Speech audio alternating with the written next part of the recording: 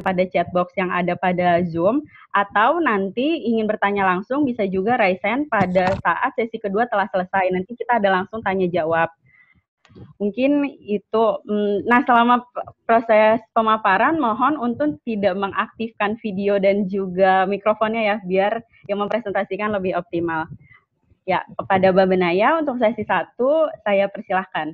Silakan Mbak Benaya. Ya, terima kasih Mbak Willy. Selamat siang teman-teman, Bapak Ibu. Terima kasih sudah hadir dan terima kasih untuk teman-teman Southeast Project yang sudah menginisiasi pertemuan ini. Pertemuan ini menarik sekali dan semoga informasi atau yang bisa saya share itu menjadi pembelajaran kita dan tentunya nanti diskusi juga diskusi dari acara ini juga tentunya menjadi pembelajaran untuk saya juga. Panitia minta tolong di-share presentasinya.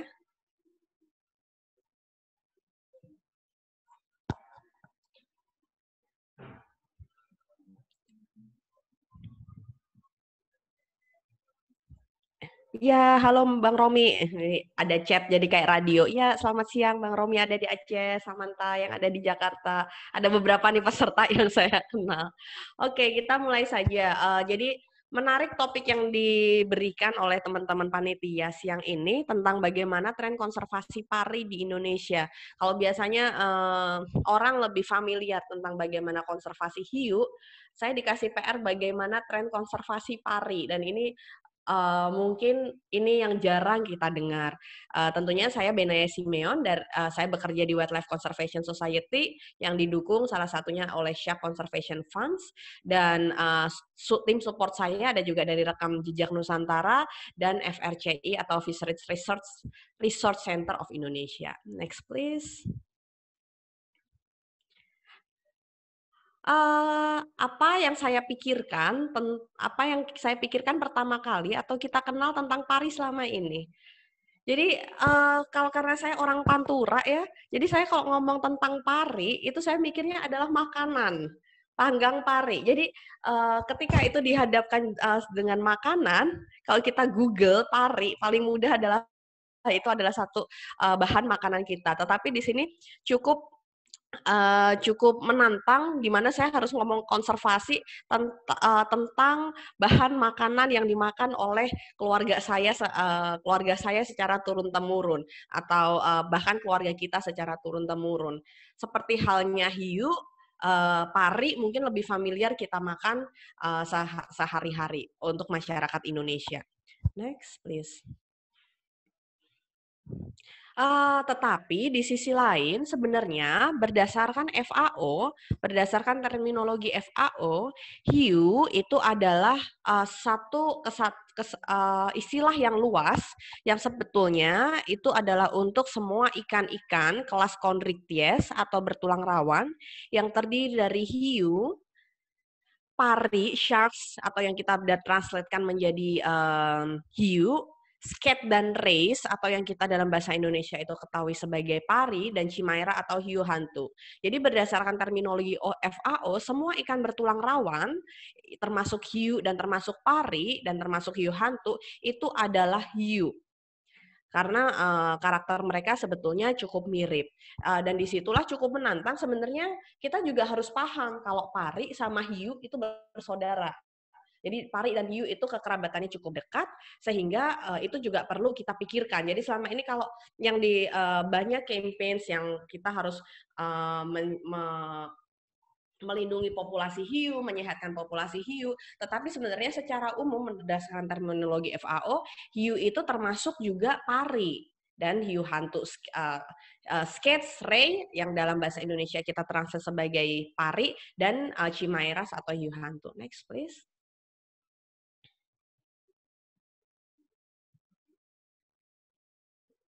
Nah, secara morfologi sebetulnya apa perbedaan hiu dan pari? Jadi sharks yang secara kita translate sebagai hiu dan pari adalah pari dia mempunyai letak insang di bawah. Jadi walaupun bentuknya panjang, punya sirip di belakang seperti hiu, tetapi asal insangnya di bawah, dia masuk ke dalam kategori pari. Sedangkan hiu, insangnya selalu ada di samping. Sehingga walaupun hiu kadang ada yang bentuknya gepeng atau depres, tapi dia asal insangnya ada di samping, dia adalah hiu. Jadi bentuk tubuh secara morfologi, mau dia memanjang, mau dia gepeng, kita harus melihat belum tentu yang gepeng itu semua pari dan belum tentu yang memanjang atau fusiform itu semua hiu. Sehingga kita harus melihat paling mudah adalah di mana letak insangnya.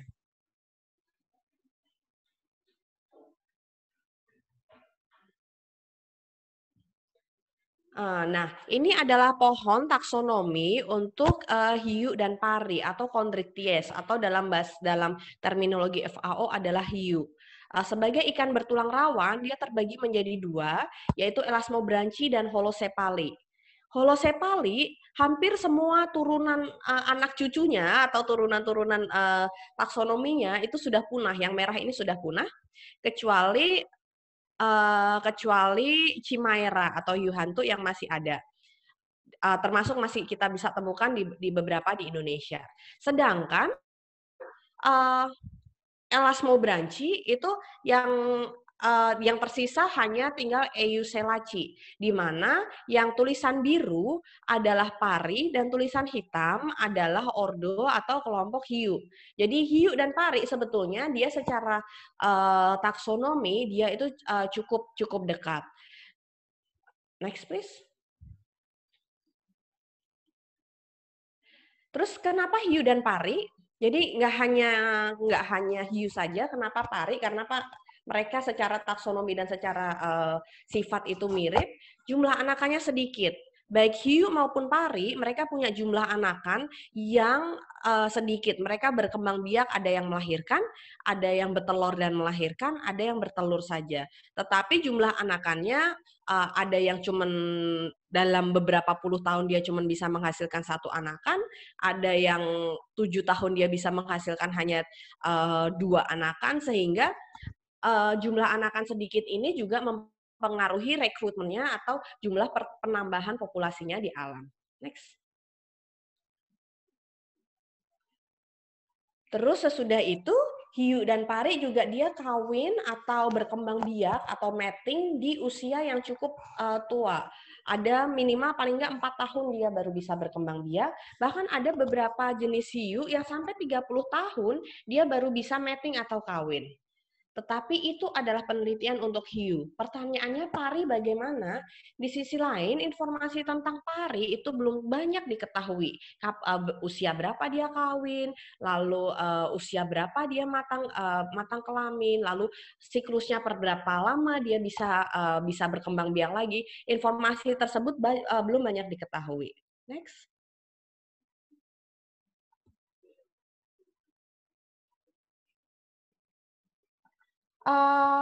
Kita mengetahui juga kalau hiu berperan penting di ekosistem. Jadi kelompok hiu, saya di sini saya mencoba memisahkan kelompok hiu. Dia begitu lahir, dia langsung menempati pasti posisi predator di tengah-tengah atau mesopredator. Dia bertambah besar, dia akan mencapai puncaknya di top predator. Tetapi di sisi lain pari yang dia sebetulnya kerabat dekat dari hiu, dia memiliki banyak faktor karakter biologi yang juga mirip. Jadi ada juga pari yang dia merupakan top predator atau puncak memiliki peran penting di piramida makanan karena dia memakan ikan lain. Tetapi ada juga pari yang dia memang demersal sehingga dia makan krustase atau hewan-hewan di dasar. Sehingga baik hiu maupun pari dia memiliki posisi yang penting di dalam ekosistemnya. Next please.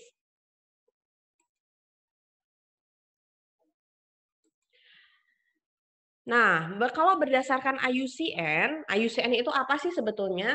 IUCN adalah para ahli yang duduk bersama, berkumpul untuk mengkaji status konservasi dari dari biota-biota yang terancam punah, termasuk hiu dan pari. Dan salah satunya Pak Darmadi, salah satu narasumber kita adalah salah satu anggota dari IUCN.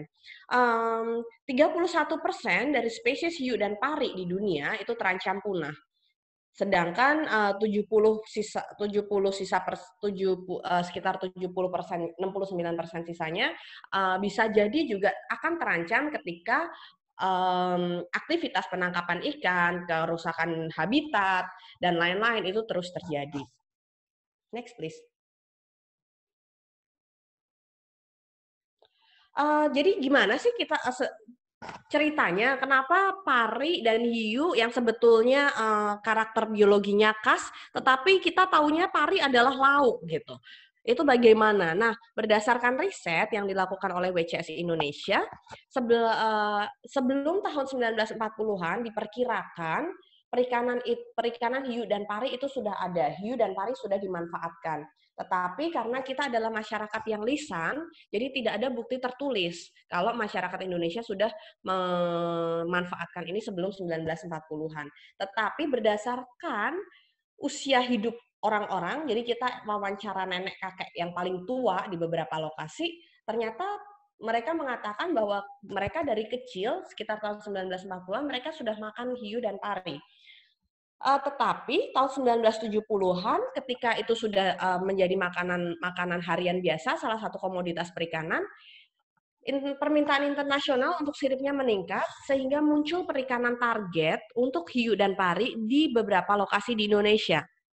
Dan tahun 1990-an Indonesia menjadi negara penangkap hiu dan pari terbesar di dunia sampai sekarang. Hal ini merupakan satu rentetan yang menarik karena sebelumnya kita memanfaatkan itu, terus habis itu ternyata ada permintaan internasional dan kita mulai mentargetkan itu, bahkan kita menjadi penangkap terbesar di dunia. Next please.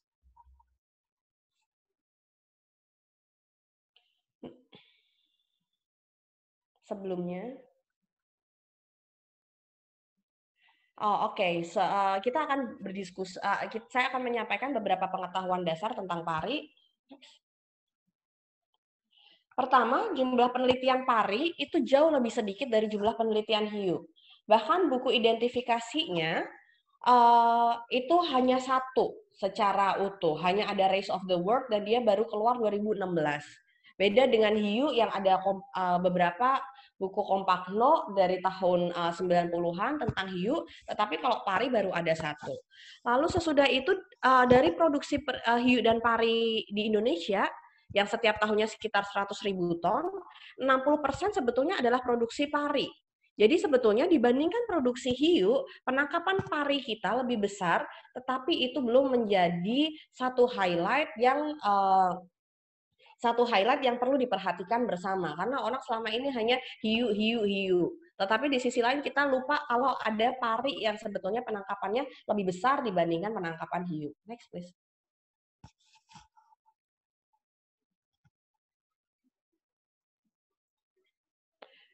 Lalu ini menjadi pertanyaan kita bersama, kalau kita paling tidak 1 tahun kita menangkap sekitar 60.000 ton pari, seberapa penting sebetulnya perairan Indonesia untuk keberlanjutan populasi pari? Hal ini menunjukkan kalau perairan kita itu merupakan habitat yang sangat sesuai untuk kehidupan pari gitu. Kita punya 2 laut dangkal yang cukup madi, yang cukup banyak parinya. Salah satunya adalah Laut Jawa, yang kalau teman-teman main ke Pantura atau ke beberapa pelabuhan yang melakukan penangkapan ikan di Laut Jawa, itu pari itu kayak berbasket-basket setiap hari diturunkan. Jadi itu memang habitatnya memang di situ. Dan ada juga di Arafura yang dia juga dangkal dan madi, sehingga itu juga merupakan habitat yang pas untuk ikan-ikan pari. Next, please. Ini adalah pohon taksonomi untuk pari. Secara umum ada 4. Sorry, panitia, kenapa layar saya tiba-tiba ada item-itemnya terus ada oke.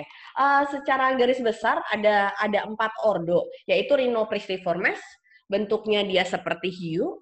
Rajiformes atau skate, dia adalah pari yang umumnya hidup di laut dalam. Torpedoniformes atau pari yang bentuknya kayak saya kalau beberapa event untuk training dibilangnya mirip sama centong nasi katanya si Torpedoniformes dia atau disebut juga apa namanya pari listrik. Jadi bentuknya memang lucu, menurut saya kayak bolu, kayak kue, tetapi kata orang kayak centong nasi. Lalu Myliobatiformes atau pari lainnya. Nah, dari 4 ordo ini, Rhinopristiformes atau pari yang mirip hiu itu terdiri dari 5 family lagi, tetapi hanya ada 4 yang ada di Indonesia, yaitu Rhinobatidae, Pristidae, Glaucostegidae, dan Rhinidae.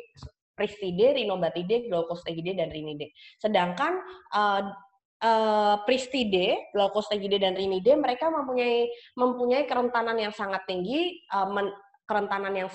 terhadap penangkapan ikan, dan beberapa spesies dari mereka sudah masuk ke dalam kategori critically endangered berdasarkan IUCN atau hampir punah. Lalu Myliobatiformes ada beberapa kelompok yang sudah dilindungi secara penuh, yaitu beberapa spesies air tawar dan beberapa spesies Mobulidae. Next please.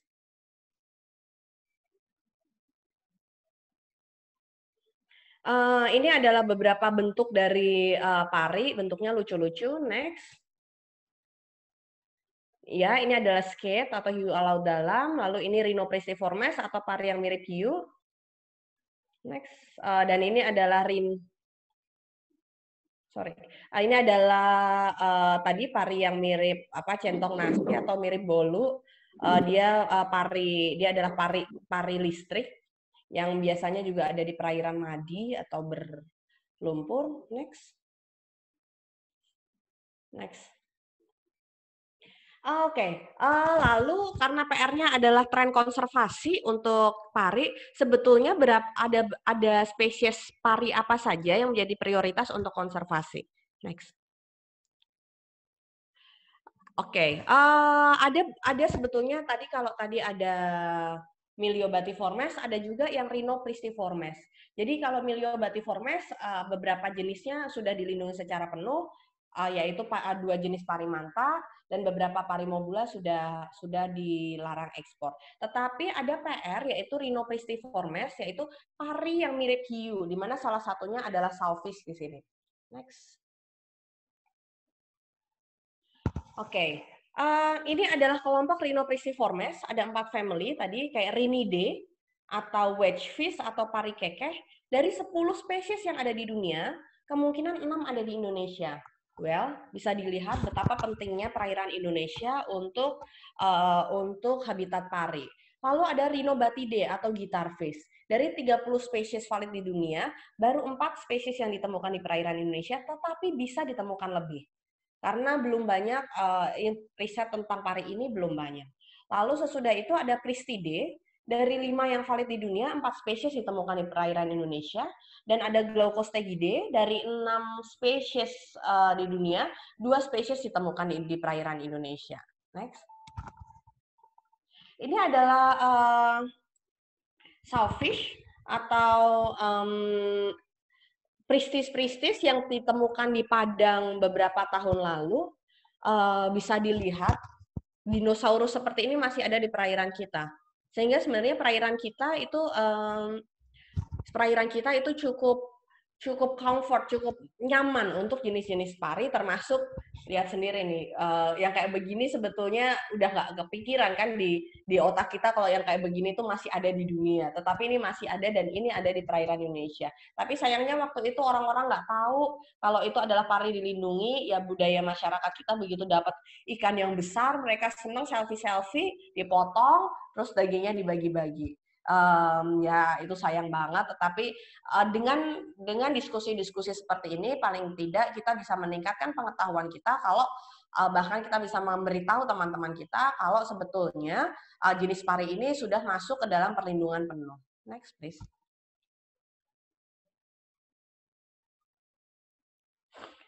Salah satu pari lainnya yaitu adalah Rhynchobatus cookie atau clown wedgefish.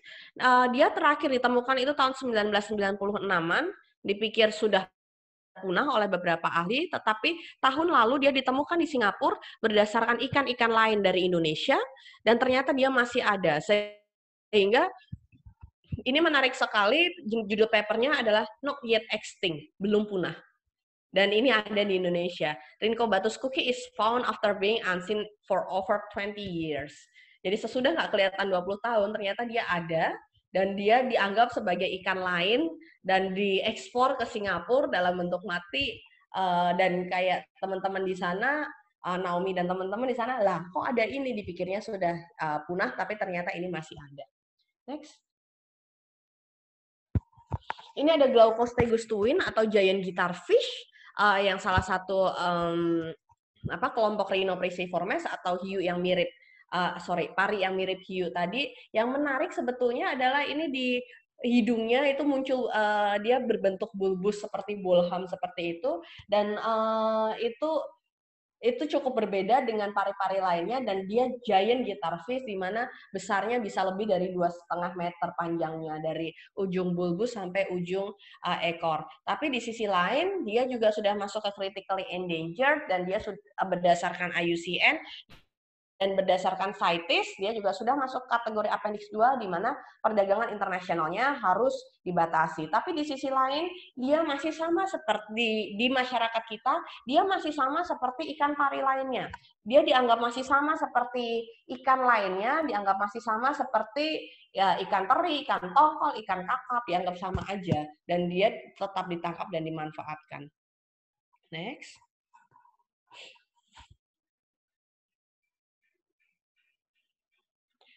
Jadi pertanyaannya, apa yang sudah kita lakukan? Itu menjadi satu pertanyaan besar di mana konservasi hiu sudah mulai dilakukan di mana-mana, tetapi konservasi pari di sisi lain orang masih menganggap itu sebagai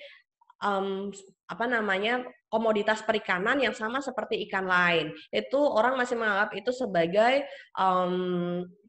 bahan makanan yang sama seperti makanan lain. Tetapi mengingat keberagaman pari kita di Indonesia yang banyak sekali, kita harus mulai memikirkan bahwa ada spesies-spesies prioritas yang harus kita atur, yang harus kita lindungi, yang harus kita kelola karena populasinya di alam sudah mulai sedikit. Next. Oke, ini peta Indonesia, saya ngambil dari Google. Jadi mana saja yang sudah daerah mana saja yang sudah ada inisiasi untuk konservasi pari. Diklik. Ya, di NTT ada beberapa mitra, termasuk WCS juga bekerja juga di sana bekerja sama dengan beberapa mitra untuk konservasi Mobulidae. Di Jawa Tengah, WCS bekerja sama juga dengan mitra lokal, NGO lokal, dalam hal ini Rakam Nusantara, kita bekerja bersama untuk wedgefish dan giant guitarfish memulai pendataan. Tetapi di Aceh dan di Nusa Tenggara Barat sudah ada satu one step ahead di mana sudah ada area perlindungan untuk anakan wedgefish, salah satunya di Aceh Jaya dan di Lunyuk Pulau Sumbawa. Jadi ada satu teluk yang memang di situ ada muara dan kita menemukan banyak anakan wedgefish atau pari keke atau tadi kelompok Rhinidae, dan bersama-sama dengan mitra-mitra, bersama-sama dengan pemerintah lokal kita mencoba menutup itu supaya orang tidak menangkap anakan, supaya itu bisa tumbuh besar, tidak tertangkap sebelum besar, dan itu bisa memperbaiki populasinya. Dan seperti yang kita tahu, teman-teman Southfish Project juga mulai menginisiasi riset tentang Southfish di Merauke. Jadi paling tidak ini sudah ada dikerjakan bersama, tetapi next. Pertanyaannya, apakah sudah cukup? Kita punya lebih dari 60.000 ton pari ditangkap di seluruh Indonesia, tetapi apakah sudah cukup? Informasi biologi pari belum diketahui, lalu riset-riset tentang pari tidak sebanyak hiu, sehingga dasar untuk kita melakukan sesuatu sebenarnya kurang. Sehingga kalau ada satu inisiatif dari teman-teman, mahasiswa, para peneliti untuk melakukan riset lebih lanjut, ini juga perlu dilakukan untuk mengembangkan upaya konservasi hiu dan terutama pari di Indonesia. Next, please. Terima kasih.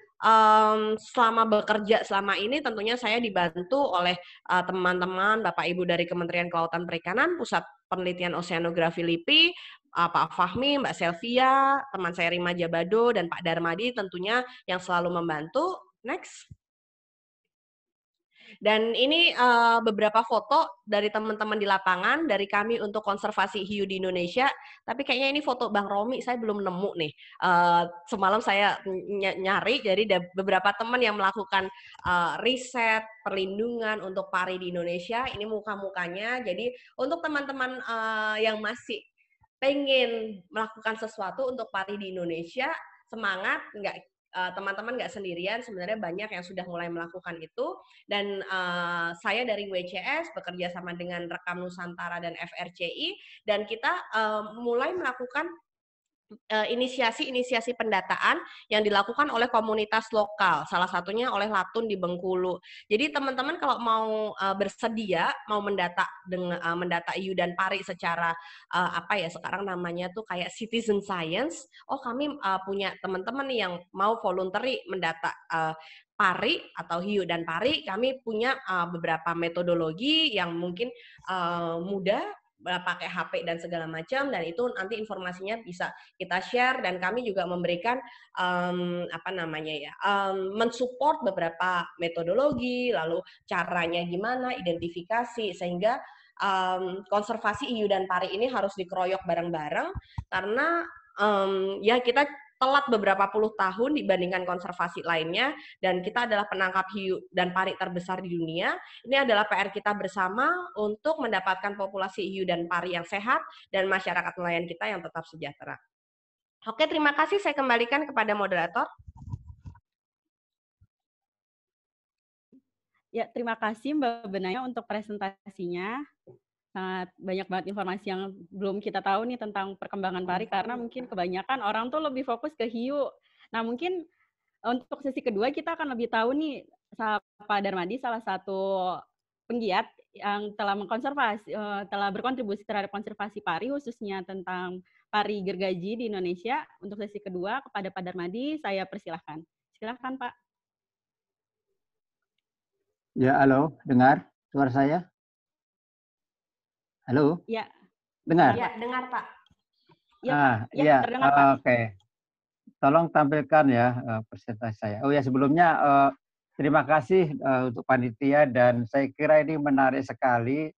Tadi Mbak Naya sudah secara komprehensif menyampaikan bagaimana kondisi hiu dan pari di Indonesia.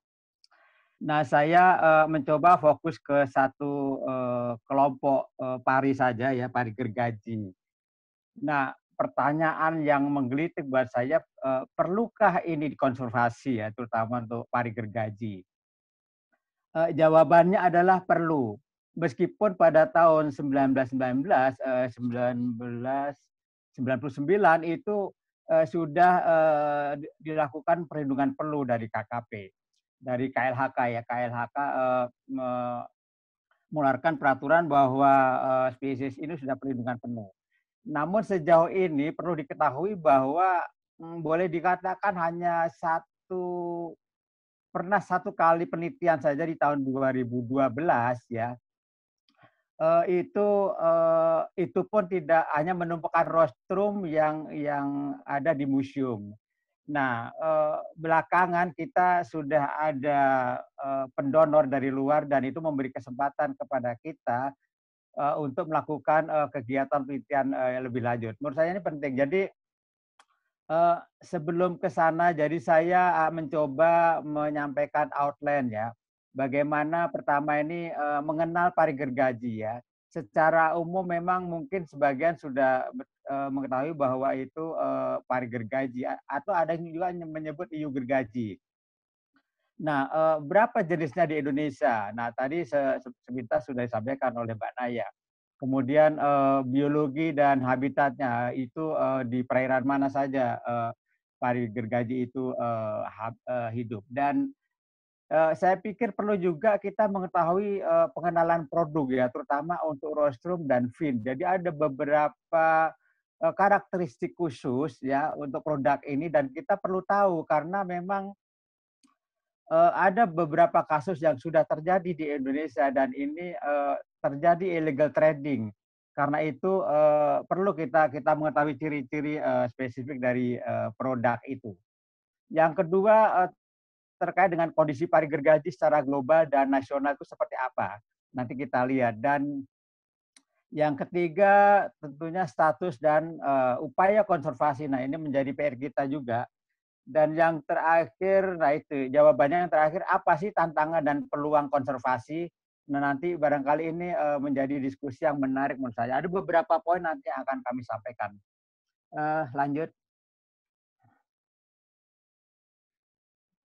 Ya, tadi Mbak Naya memang sudah secara umum sudah menyampaikan, tapi ini saya coba menyampaikan kembali bahwa eh, sebagian masyarakat memang menganggap pari gergaji itulah ya, itu disebutnya hiu gergaji.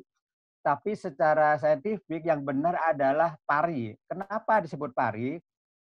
Tadi Mbak Naya sudah menyampaikan juga, ini ada memang ciri spesifik dari hiu dan pari ya, ada perbedaan spesifik. Jadi posisi insang untuk pari itu ada di bawah. Jadi semua bentuk hiu yang mirip hiu yang posisi insangnya ada di bawah itu adalah pari. Sebelah kiri bawah adalah itu hiu ya, jelas bahwa insangnya ada di samping, dan sebelah kanannya itu seperti hiu tapi itu adalah pari. Dari Rhincobathidae. Lanjut. Nah, ternyata ada bentuk pari ya yang mirip-mirip pari. Ternyata itu bahwa itu adalah hiu. Jadi ini adalah hiu. Kenapa disebut hiu? Karena memang meskipun dia memiliki rostrum, dan rostrum ini juga sama fungsinya seperti juga dengan pari gergaji untuk membunuh mangsa dan memangsanya. Dan ya ciri spesifik tadi saya sampaikan bahwa sebelah kanannya itu yang tanda panah itu adalah posisi insang. Jadi bentuknya memang seperti pari gergaji, tapi ternyata insangnya ada di samping. Dan ini sebutnya termasuk hiu. Benar-benar hiu. Dan di Indonesia, di dunia ada 8 jenis hiu. Sayangnya memang ini belum ditemukan di Indonesia. Lanjut, Mbak.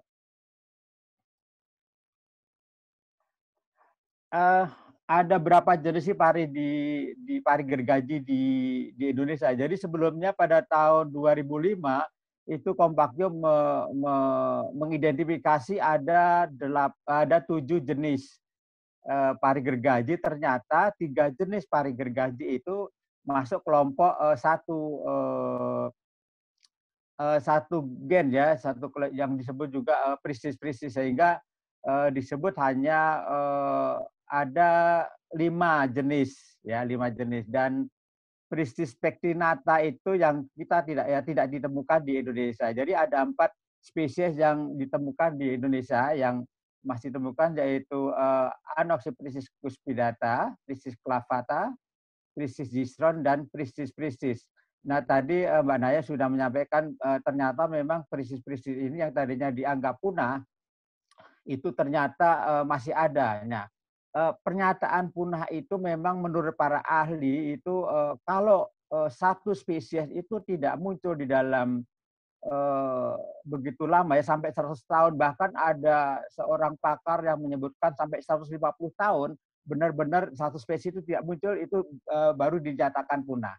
Nah ini spesies ternyata memang di Indonesia masih belum punah, dan beberapa spesies lain juga saya kira masih ada di Indonesia. Nah, dari 4 jenis pari gergaji yang ada di Indonesia, nah itu yang paling atas itu ya Anoxipriscis cuspidata itu yang masih sering ditemukan. Nah, ini yang menjadi informasi yang menarik, karena kenapa? Selama ini kan dikira bahwa pari gergaji itu sudah sangat langka. Nah, ternyata dari hasil pengamatan kami di lapangan dan wawancara dengan nelayan langsung itu ternyata bahkan dikatakan masih sering tertangkap, Pak, gitu. Nah, sayangnya mereka sebagian tidak mengetahui bahwa itu sudah dilindungi penuh. Seperti tadi disampaikan oleh Mbak Naya, bahwa memang ini perlu ada sosialisasi. Lanjut. Nah, bagaimana biologi dan habitatnya? Kita lihat satu persatu. Nah, pertama Anoxyphysis cuspidata. Secara karakteristik biologi reproduksi bahwa jenis ini memiliki sifat perkembangbiakannya itu ovoviviporus. Artinya bahwa pari gergaji ini mengeluarkan telur dan telur itu berkembang menjadi embrio dan itu masih berada di dalam rahim dan dilahirkan menjadi anakan. Nah, untuk Anoxyphysis cuspidata itu anakan yang dihasilkan itu antara 6 sampai 23 ekor. Nah, ini kenapa ringnya begitu besar? Jadi perlu diketahui ya adik-adik sekalian. Mungkin kita tahu bahwa ternyata di dalam embrio di dalam rahim itu memiliki sifat yang kanibal ternyata, jadi saling memangsa. Jadi memang kalau misalkan ada satu embrio yang lemah, itu akan dimangsa oleh embrio lain dalam kondisi kekurangan makanan di dalam rahim. Itu yang terjadi. Itu hampir-hampir terjadi di semua elasmobrens ya, untuk ikan-ikan bertulang rawan. Dan ini menurut menurut peneliti itu dia lahir muda pada musim semi dan pertama kali matang kelamin belum tidak diketahui tapi diperkirakan antara 246 hingga 282 cm. Dan maksimumnya itu maksimum panjang bisa mencapai 470 cm. Baik untuk jantan maupun betina. Nah, spesies ini memang mendiami di daerah pesisir sampai di muara-muara sungai di kedalaman hingga 100 meter. Pernah kami temukan itu di kedalaman yang memang sangat relatif sangat dangkal, itu di bawah 50 cm, terutama di perairan di Merauke. Lanjut. Ya, ini untuk Prisis clavata ya. Prisis clavata ini sebentar ke bawah, Mbak, ini kok nggak kelihatan. Jadi dia melahirkan antara 7 hingga berapa nih? 13, ya rata-rata 7 anakan saja. Usia maksimum bisa mencapai 34 tahun. Kemudian ukuran maksimumnya itu lebih pendek tadi, yang Anoxyphysis lebih panjang, dan ini hanya 318 cm. Kemudian hidupnya pun hampir sama di perairan yang relatif dangkal dan berlumpur. Kedalamannya bahkan ini lebih dangkal, kurang dari 20 meter. Tanda pada peta menunjukkan bahwa di Indonesia itu warna kuning menunjukkan bahwa memang ini sangat-sangat jarang sekali tertangkap. Lanjut. Kemudian untuk Prisis gisron ya. Prisis gisron ini betina berukuran 3,8 meter ini sudah mencapai matang gonar pada usia 9 tahun ya. Ukuran maksimum 7 sampai 3 meter. Kemudian pada saat lahir itu 76 cm dan umurnya lebih dari 50 tahun. Kematangan kelamin ya pada jantan itu kurang dari 4 meter pada umur 8 tahun. Nah, ini habitatnya juga sama ya, relatif di perairan yang dangkal, kedalaman kurang ya, bahkan pernah ditemukan sampai di kedalaman lebih dari 70 meter. Lanjut. Nah, ini yang Prisis ya, tadi sudah sampaikan Mbak Naya, ini yang pernah tertangkap juga di Kepulauan Riau tuh Mbak Naya ya. Di Kepulauan Riau di Januari 2018 oleh teman-teman BPSPL Medan, di sana tidak tercatat. Ini menghasilkan anak rata-rata 7 sampai 9 ekor saja. Kemudian ukuran saat lahir itu 76 cm total length ya. kemudian maksimumnya yang panjang itu bisa mencapai 7 meter. Nah, kematangan pertama kali itu terjadi pada ukuran 300 cm pada umur antara 10 sampai 12 tahun. Untuk yang jantan 7 tahun pada ukuran panjang 280 cm. Namun secara umum ditemukan ukuran rata-rata itu 250 cm total length dan berumur bisa mencapai 35 tahun. Habitatnya juga sama, baik di tropis maupun subtropis, dan biasanya ditemukan di perairan-perairan dekat pantai dan berlumpur dan berpasir. Nah, kedalamannya lebih dari 10 cm, ya pernah ditemukan di kedalaman lebih dari 100 meter. Usia muda, ya 45 tahun, hidup di air tawar sebelum bermigrasi ke muara dan perairan laut. Nah, ini gambar menunjukkan ya pernah ditemukan di Kepulauan Riau ya. Dan ini memang masuk warna merah, ini artinya bahwa datanya dianggap valid. Lanjut. Nah, ini rostrum dari Pristis. Lanjut. Ini untuk Pristis gisron. Lanjut. Ini Pristis pectinata ya, ini yang memang tidak ditemukan di Indonesia, tetapi ini sebagai informasi saja ya, bahwa ini memang penyebarannya itu cukup jauh ya, mulai dari Samudra Atlantik sampai ke daerah tropis dan subtropis, sampai ke Teluk Meksiko, Laut Karibia, bahkan sampai ke Atlantik ke timur, ke pantai barat daya Afrika. Lanjut. Nah, ini contoh dari small tooth showfish ya, pectinata itu. Jadi memang mungkin ini karena gambarnya tidak color, mungkin ditemukan tahun sebelum 45 mungkin ya di perairan Florida. Tahunnya tidak diketahui. Lanjut.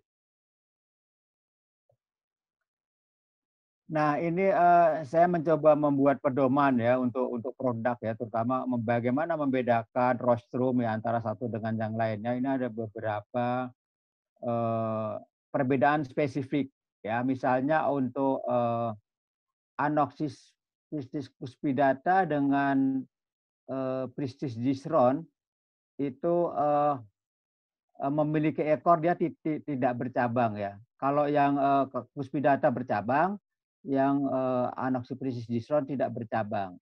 Kemudian clavata itu tidak bercabang, dan yang Pristis bercabang. Nah, yang membedakan rostrum adalah selain jumlah gigi juga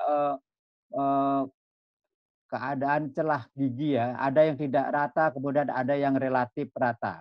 Ada yang geriginya itu rata, bahkan ada yang tidak rata. Nah, yang rata itu Pristis yang tidak rata itu adalah Pristis clavata. Ini memiliki ukuran yang relatif sama. Nah, untuk cuspidata biasanya pada pangkalnya itu dia tidak ada gigi ya, tidak ada gigi. Jadi memanjang ke atas itu celahnya itu semakin mengecil. Lanjut. Nah, ini contoh lain ya, Pristis, kemudian Anoxis cuspidata dan gisron dan clavata. Lanjut saja. Nah, ini saya pernah menemukan ini di Museum Budaya Merauke, dan sepertinya ini masih ada di sana karena itu museum nah, adanya bahwa museum itu adalah museum pribadi ya. Museum pribadi tetapi oleh Pemda didukung gitu. Jadi didukung, dan itu menarik sekali karena semua barang-barang budaya ya, termasuk rostrum ini ada di sana. Paling tidak di sana ada 3 jenis ditemukan untuk jenis pari gergaji melalui rostrumnya. Lanjut. Nah, ini nah kita lihat bahwa Pristis gisron itu ekornya tidak bercabang ya. Kemudian kita lihat rostrumnya. rostrumnya itu relatif, kalau Pisces Gison itu relatif yang Pisces clavata, sorry, yang clavata itu celahnya relatif sama, tetapi yang Gison itu makin mengecil ke atas, ya. Selain jumlah gigi. Lanjut. Lanjut. Nah, ini contoh dari Anopsiprisis cuspidata. Jadi pada umumnya pedagang itu melakukan perdagangannya itu satu set, ya. Satu set itu terdiri dari caudal fin. Halo? Ada suara? Halo? Caudal fin pertama dan kedua, kemudian sorry, bukan caudal fin. Dorsal fin pertama dan dorsal fin kedua, kemudian caudal fin itu menjadi satu set. Apa yang membedakan apa yang membedakan kalau caudal fin-nya itu menunjukkan bahwa itu pari gergaji? Itu ditunjukkan dengan adanya garis keras yang lurus ke belakang. Nah, berbeda dengan hampir sama dengan Rhynchobatus, ya, Rhynchobatus yang tadi Leon Boone itu juga memiliki tulang yang memanjang ke belakang, tetapi tidak sampai ke garis pinggirnya. Jadi hampir sama bentuknya. Lanjut. Nah, bagaimana kondisi pari secara global, ya? Kita lihat tadi Mbak Naya menyebut-nyebut IUCN, ya. Memang perlu diketahui bahwa di Indonesia ini baru ada 5, ya, baru ada 5 anggota IUCN yang khusus subspecialist group, ya, SSG.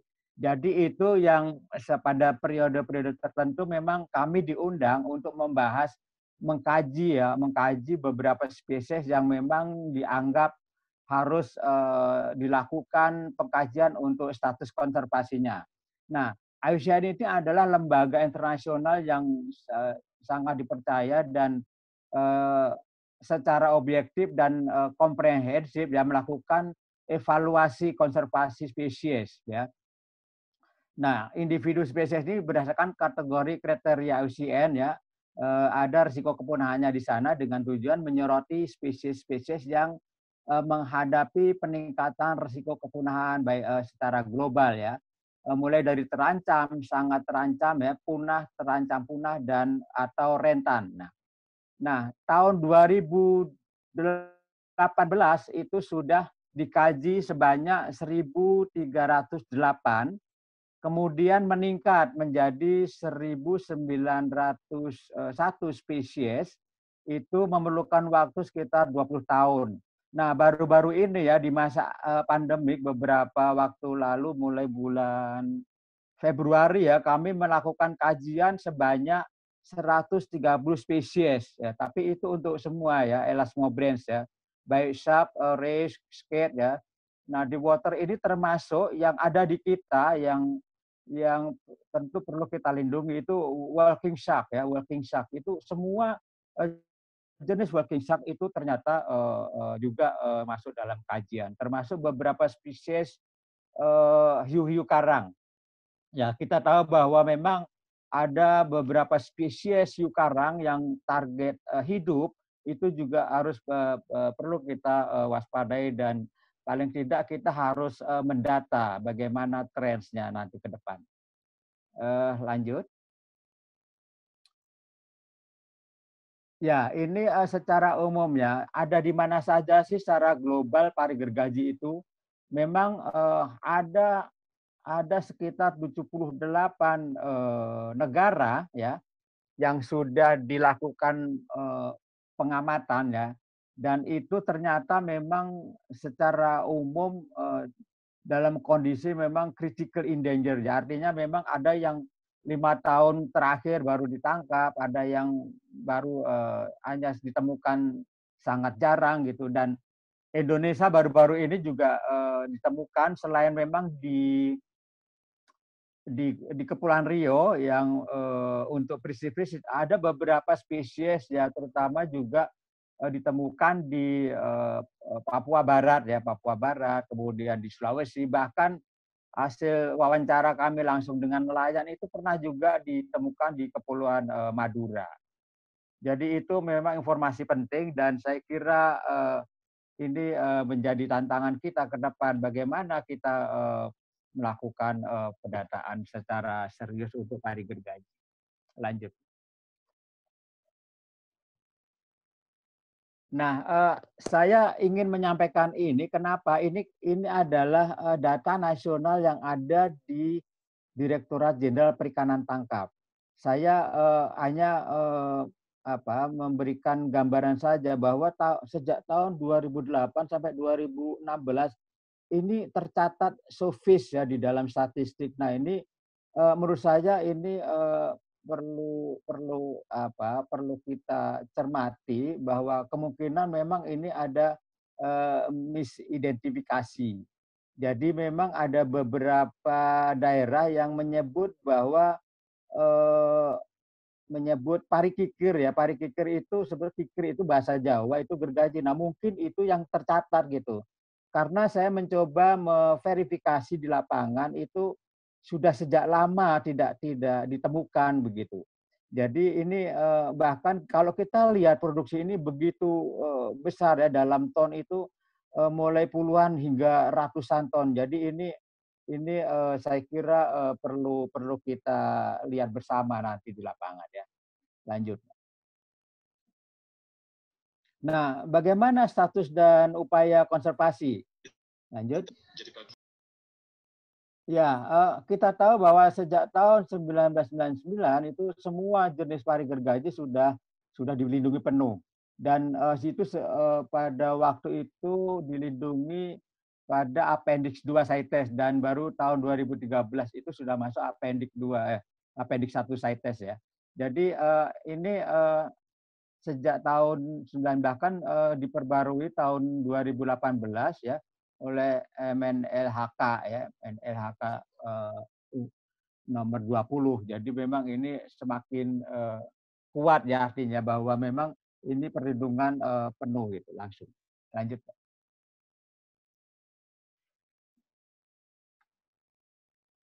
Ya, ini seperti apa upaya konservasi? Pertama memang kita perlu ada terus-menerus melakukan sosialisasi pengenalan jenis pari ya dan peningkatan penyadaran pentingnya perlindungan sumber daya pari di pari gergaji di daerah. Hasil pengamatan kami pada saat mengunjungi komunitas nelayan di sana, ternyata ada sebagian nelayan yang tidak mengetahui bahwa itu sudah dilindungi penuh sejak lama begitu. Jadi mereka kalau tertangkap pari itu dia masak saja gitu, dipotong dan dibuat lauk seperti biasa gitu. Ini sangat disayangkan. Kemudian perlu adanya peningkatan kualitas pendataan berdasarkan jenis. Jadi ini yang harus terus-menerus kita kembangkan ke depan bahwa kita harus mendata per jenis untuk bukan saja untuk pari gergaji tapi untuk beberapa spesies yang rawan mengalami kepunahan. Nah, yang ketiga adalah pelatihan teknis bagaimana pelepasan pari gergaji yang tertangkap oleh nelayan. Dan ini khusus untuk para nelayan karena informasi yang kami dapat mereka baik hidup atau mati informasinya selalu dilepaskan. Jadi, tapi namun begitu ada illegal trading terkait dengan produknya. Jadi ini menjadi tanda tanya ya. Apakah benar dilepaskan gitu. Kemudian identifikasi dan perlindungan habitat kritis ya. Tadi Mbak Naya sudah menyebutkan bagaimana pentingnya kita melindungi habitat kritis. Karena ini menjadi poin yang sangat penting untuk kita lakukan perlindungan habitat ini. Dan ke depan untuk pengembangan marine protected area-nya. Yang kelima, bagaimana pengembangan strategi konservasi melalui kerjasama tentunya dari beberapa institusi terkait, baik LSM lokal maupun internasional, nelayan dan pemerintah daerah. Yang ketiga yang paling penting adalah ujungnya ini memang bagaimana meningkatkan penegakan hukum terhadap illegal trading ya.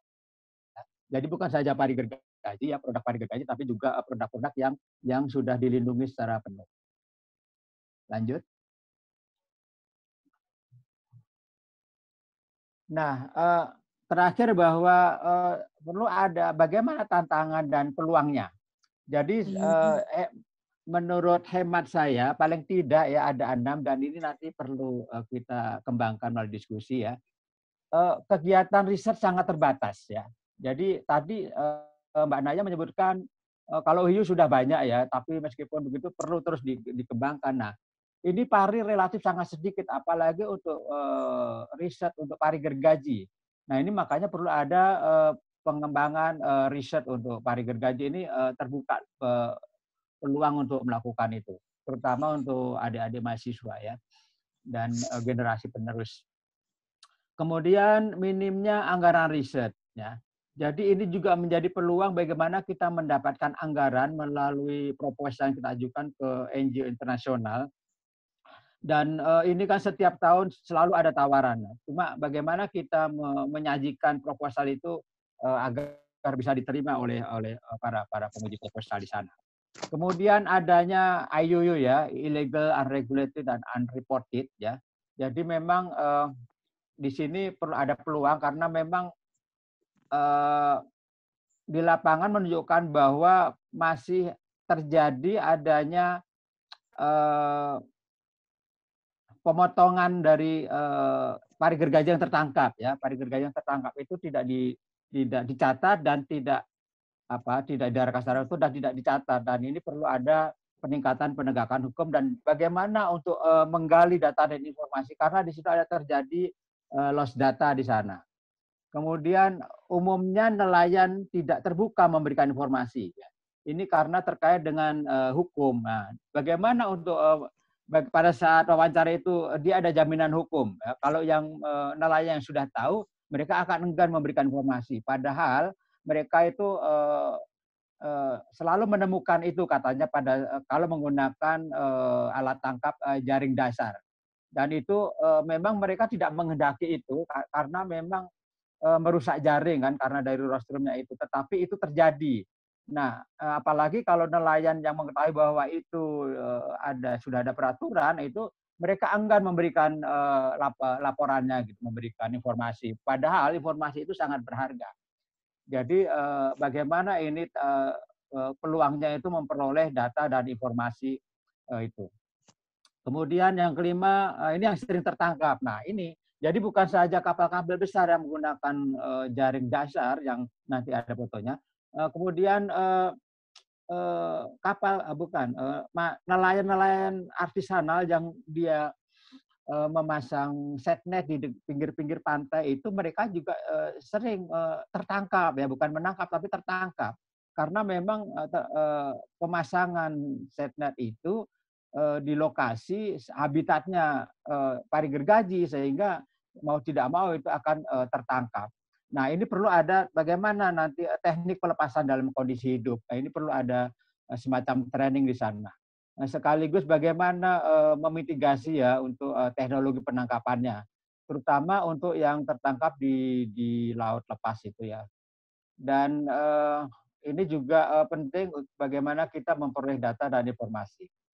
Nah, yang terakhir adalah masih terjadi ya pemotongan showfish di atas kapal. Nah, ini perlu adanya program observer.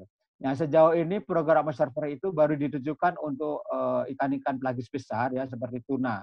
Tetapi ada baiknya ke depan ini program observer juga untuk biota-biota yang sangat rawan mengalami kepunahan karena tertangkap tidak sengaja seperti itu dan dilakukan pemotongan tubuh di atas kapal. Dan saya kira ini menjadi PR kita. Lanjut.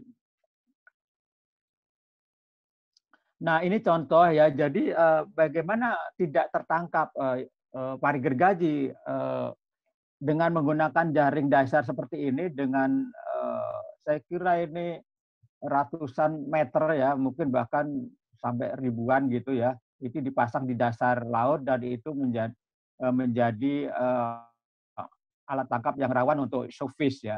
Karena ini informasi yang kami peroleh ini sering tertangkap begitu. Jadi gambar yang di bawah itu adalah yang besar itu yang tertangkap di bagian tengah ya, di bagian tengah perairan laut lepas. Seperti diketahui bahwa memang untuk ukuran-ukuran besar itu pernah juga tertangkap di perbatasan perairan Indonesia dan Australia. Dan di sana umumnya pada musim-musim hujan itu sering tertangkap ya. Kemudian yang di tanda panah itu adalah anakan. Nah, itu yang tertangkap di pinggir-pinggir pantai yang tadi saya sampaikan, ya dekat-dekat muara gitu. Jadi saya menduga bahwa memang ada lokasi-lokasi penting ya sebagai nursery ground di sana itu di desa di saya lupa namanya tapi yang pernah saya kunjungi di wilayah perairan Merauke. Lanjut, Mbak. Nah, ini nah ini juga menjadi PR kita bahwa mereka menyebutkan sering tertangkap kemudian dilepas dalam kondisi hidup atau mati. Ini benar atau tidak gitu kan? Ini perlu kita tidak lanjuti gitu ya. Artinya di sinilah kita kehilangan data gitu. Dan ini teknik pelepasan ini menjadi sangat penting. Nah, terakhir adalah masih terjadi illegal trading ya. Itu di bagian kiri bawah itu adalah sirip-sirip pari gergaji yang digagalkan dikirim oleh teman-teman kita di Sulawesi ya. Kemudian yang kanan itu adalah rostrum ya, yang juga digagalkan oleh ada beberapa kasus yang memang sudah pernah digagalkan dan ini menurut saya kalau memang penindakannya itu tidak ditingkatkan sanksi secara hukum itu kemungkinan akan terjadi karena bisa jadi ini illegal trading ini menjadi ancaman kita nanti ke depannya. Lanjut, Mbak.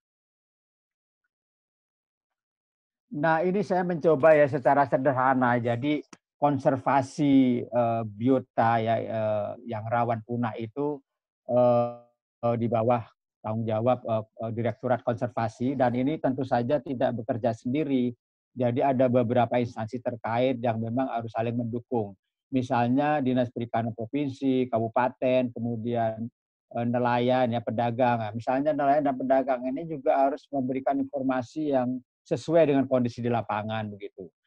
Kemudian ada LSM ya baik lokal maupun NGO internasional dan peneliti atau akademisi ini yang juga terus mengawal bagaimana kondisi sumber daya hiu dan bahari ini akan terus lestari. Selain itu juga ada balai karantina, kemudian BSDKP dan AYUR. Di sini memang ujung tombaknya ya. Ujung tombak bagaimana kalau pengawasan di lapangan itu. Dan BPSPL, nah ini LPSPL ada beberapa ya, saya kira hampir semua SDM yang bekerja di BPSPL maupun LPSPL ini menjadi sudah mumpuni untuk melakukan identifikasi jenis. Dan ini menjadi peran penting dan belakangan memang sudah ada melakukan juga pendataan ya, melakukan pendataan melalui perdagangan perdagangan biota termasuk juga produk-produk pari juga, pari gergaji termasuk itu. Saya kira itu presentasi ya. Ya saya kira demikian. Mohon nanti barangkali perlu kita diskusikan. Terima kasih. Ya, terima kasih Pak Darmadi atas presentasinya. Kita jadi lebih banyak tahu nih tentang Salvis. Sebelum ke penanya dari teman-teman, saya lagi kepo nih Mbak Bedanya. Kan WCS sendiri udah lama berkecimpung di dunia konservasi khususnya hiu dan pari. Nah, saya penasaran gimana sih cara nge-approach teman-teman yang bukan berlatar belakang keilmuan khususnya kelautan. Jadi gimana cara yang pendekatan ke konsumen kah atau ke nelayan biar mereka tuh lebih realize kalau misalkan kita tuh berkontribusi besar loh terhadap penangkapan di alam liar. Itu sih Mbak, aku lagi kepo gimana tuh Mbak. Jadi sorry gimana pertanyaannya, gimana kita approach ke teman-teman yang kurang paham nih tentang kalau kita tuh sebagai penangkap terbesar di dunia, kan gak semua orang aware tentang itu ya, terus kenapa gitu? Itu gimana Mbak cara approaching untuk memberi pemahaman kalau kita tuh seharusnya seperti ini loh gitu, untuk mengurangi tangkapan gitu. Itu sih Mbak, aku penasaran. Pertama untuk approach apa yang akan kita lakukan, kita harus mengetahui siapa target audiens kita. Apakah dia memang nelayan hiu, apakah dia memang konsumen, apakah siapa. Nah, kalau kita sudah bisa memetakan siapa sebenarnya target audiens kita, itu yang bisa strategi selanjutnya yang bisa kita lakukan. Kalau kita melakukan approach ke nelayan yang memang dia penangkap hiu, yang memang dia dari kecil karena penangkapan hiu sudah terjadi sekitar 50 tahun, berarti sekarang kalau nelayan yang umurnya 50 tahun, berarti dia dari kecil belajarnya nangkap hiu dan hanya menangkap hiu. Lalu kita ngomong jangan nangkap hiu, tentunya kita akan dimusuhi. Dengan pendekatan yang frontal seperti itu, tentunya kita akan ditolak mentah-mentah. Apa yang kamu bisa berikan? Tetapi kalau kita melakukan pendekatan-pendekatan yang humanis ke mereka, lalu memanusiakan mereka karena mereka juga orang yang butuh livelihood, butuh pekerjaan, butuh uang untuk nyekolahin anak-anaknya, mereka tidak punya pilihan lain kecuali pekerjaan itu. Tentunya kita harus melakukan pendekatan-pendekatan yang berbeda yang lebih solutif. Tetapi di sisi lain kalau kita ngobrol sama mungkin masyarakat yang memang konsumen, yang memang makan hiu itu cuma untuk prestis dan iseng, tentunya pendekatannya adalah yang melalui pendekatan yang berbeda. Dan tentunya setiap target audiens kita harus tahu banyak latar belakang, misalnya pendidikannya apa, alasannya apa, persepsi mereka ke hiu dan pari apa. Jadi untuk melakukan satu pendekatan tidak bisa dilakukan secara instan. Harus ada riset di belakangnya untuk memahami mereka dan kira-kira metode apa yang tepat. Kalau enggak blunder, pasti akan gagal total. Seperti itu. Jadi memang pertama harus dipetakan dulu. Gitu. Oke, ya memang ternyata riset tentang target ini penting apa biar tepat sasaran apa yang ingin kita deliver ke teman-teman tersebut. Nah, kemudian ini kalau teman-teman punya pertanyaan langsung boleh raise hand, dan kalau misalkan memang lebih nyaman untuk di chat box, silakan pertanyaan di chat box. Ini Mbak ada pertanyaan pertama dan Pak Darmadi dari Ajeng dari Pajajaran mau tanya, metode terkait penelitian pari, bagaimanakah metode yang paling baik untuk menggambarkan jumlah populasi dan ekologi pari, khususnya pari gergaji di Indonesia? Apakah dapat dilakukan dengan pendataan melalui hasil tangkapan nelayan atau dilakukan dengan pengamatan secara langsung pada habitat seperti penelitian pada parimanta? Terima kasih. Silakan Pak Darmadi terlebih dahulu. Iya, terima kasih. Ini pertanyaan yang menarik ya, menarik. Saya kira ini pertanyaan yang mendasar bagaimana mengetahui populasi. Jadi memang yang paling tepat sih kita melalui survei kapal ya, melalui survei kapal. Tetapi itu kan high cost. Nah, kita kadang-kadang melakukan penelitian ini harus mempertimbangkan budget. Nah, sejauh ini memang kita hanya bisa melalui wawancara ya, wawancara yang intensif, kemudian juga jika ada pendaratan. Tapi ini kalau survei susah ya untuk pendaratan, kemungkinan kecil. Tetapi dengan wawancara ya, wawancara terutama untuk nelayan-nelayan senior dan yang sampai sekarang melakukan kegiatan penangkapan di laut. Nah, itu terutama memang di wilayah bagian timur Indonesia. Jadi kalau kita mau melakukan survei penelitian ikan pari di Laut Jawa ya mungkin bisa gagal ya karena tidak akan dapat informasi. Nah, jadi lokasi juga menjadi penting ya, lokasi untuk itu. Jadi pertama memang yang untuk populasi yang paling memungkinkan ya melalui survei laut gitu atau wawancara tadi, wawancara dengan komunitas nelayan. Saya kira itu, Mbak. Kalau dari Mbak Benaya, Mbak, ini. Ya, saya terus terang belum pernah melakukan riset langsung untuk pari gergaji karena memang yang saya lakukan baru untuk pari lain, salah satunya adalah wedgefish dan giant guitarfish. Tetapi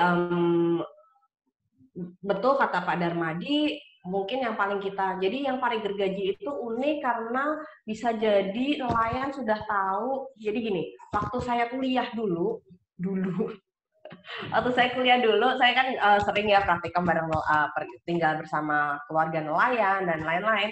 Dan keluarga nelayan itu waktu itu saya belum kerja di belum tahu konservasi hiu itu apa dan lain-lain.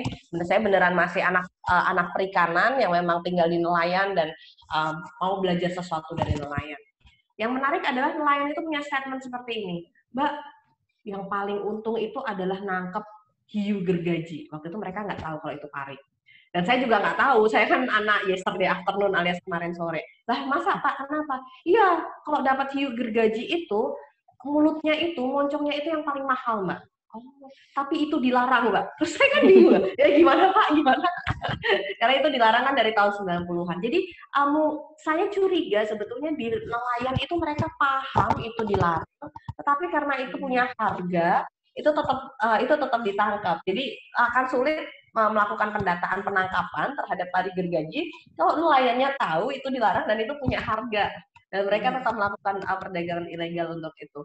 Mungkin betul kata Pak Darmadi, kita bisa juga melakukan riset di pasar yang sudah memang jadi produk itu paling mudah karena itu udah misalnya itu udah barang bukti tangkapan gitu atau yang memang sudah disita gitu ya itu mungkin lebih memungkinkan daripada nelayan yang sudah tahu itu dilarang. Tapi kalau kita tanyain dia pasti kalau kita udah dilarang atau gimana mereka pasti akan menghindar dulu. Tapi waktu dulu saya masih kuliah itu kan mereka tahu ya, saya nggak tahu aturan apa-apa, saya mahasiswa masih hijau gitu. Tapi statement itu ada, itu menarik. Jadi kemungkinan gitu Pak Darmadi, kemungkinan mereka memang tahu itu dilarang, tapi ya karena itu ada harganya, mereka ya tetap kalau misalnya dapat ya syukur alhamdulillah gitu.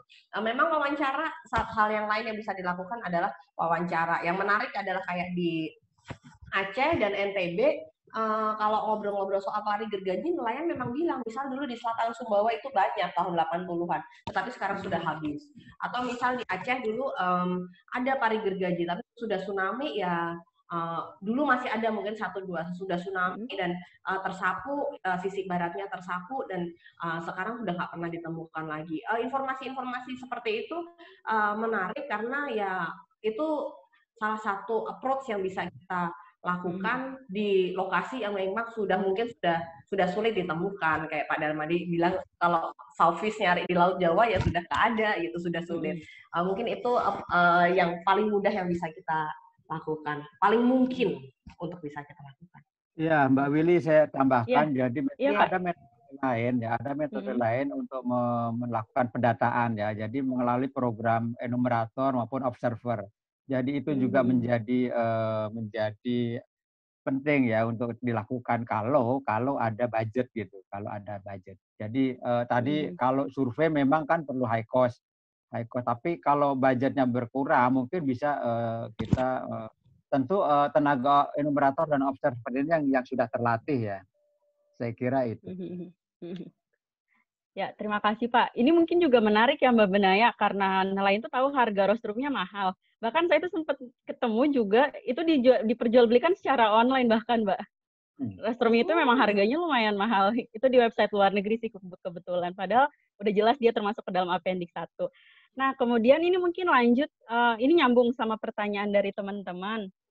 Ada yang nanya, dari Ledeka FPIK UB ingin bertanya, apakah metode atau standar pendataan dapat dibagi ke kami, dan apakah prosedur atau pelatihan pendataannya? Mungkin dari peserta ini banyak teman-teman masih mahasiswa ya Mbak, bahkan ada yang request, bisa nggak sih kalau untuk webinar selanjutnya kasih pelatihan tentang pendataan hiu dan pari, kayaknya mulai banyak yang tertarik nih Mbak. Mungkin nggak sih Mbak atau Pak Darmadi memberikan pelatihan ke teman-teman untuk sesi-sesi berikutnya nih, menarik nih. Iya, mungkin ya. Jadi perlu saya informasikan bahwa metode pendataan untuk hiu dan pari secara nasional sudah terbit ya, sudah terbit beberapa bulan yang lalu.